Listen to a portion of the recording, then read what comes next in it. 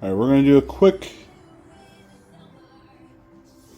little how to measure your weapon. This is actually pretty simple. We need our total length. For this weapon, the blade is 24 inches, but I'm also making a tie that is going to be going right underneath the thumb, so that puts it to 25. Using our writing tool, writing that on the dry erase board.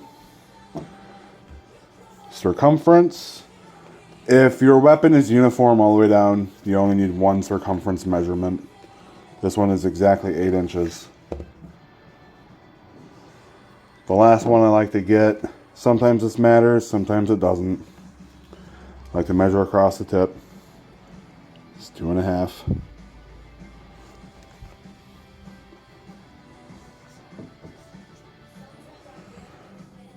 Now, I'm going to redirect our attention. With that written down, we have length, we have the tip, we have the circumference. Now, for all of these, we need to add seam allowance.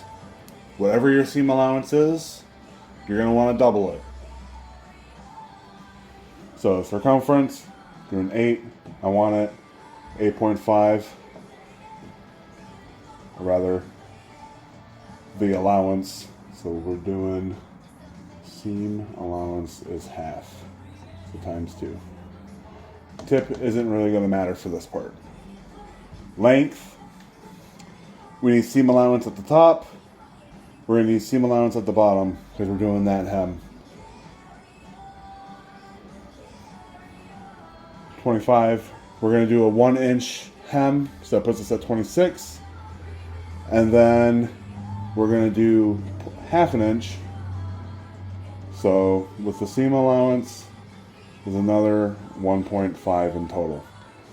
Now, with the circumference, because we're doing, the reason why I'm saying times 2 here is because this one, the circumference ends up being the width, right? So it's the width of our fabric cut. If we're looking at our sword here, it's got to go all the way around. And then as we're sewing our fabric, we need that seam allowance on both halves of the fabric. So,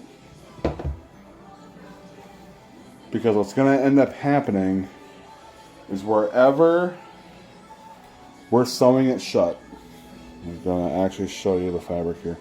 As it's sewn shut to make this cover, that seam allowance, and I'll show you on the sewing machine, is going to be taking away from both sides of that one piece of fabric. So whatever your seam allowance is going to be on your sewing machine, you need to double it and add it to this, the width of the fabric.